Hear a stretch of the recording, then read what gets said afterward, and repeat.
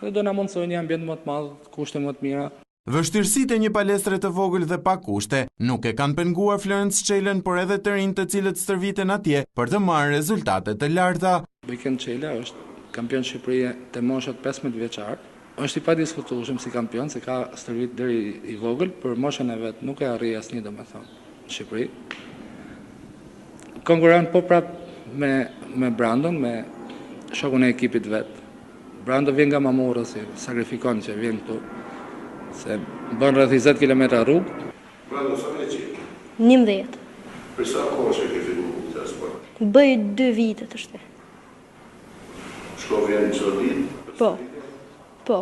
Sportin peshën ngritje në diqe shumë.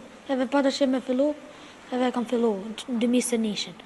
Pasioni i madh për peshë ngritjen ka mbjetuar te Florence Çela, pavarësisht vështirësive fillimisht si sportist dhe tani si trajner. Unë për shembull kam marrë shtangën në dorë, çunat me vete, kam shku ke shkolla.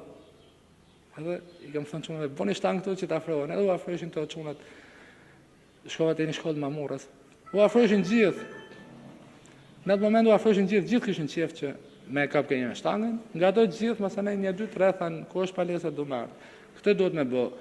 Florence Çela, përveç se trajner, përfaqëson Shqipërinë në kampionatin Masters ku edhe ka fituar medalje në lojrat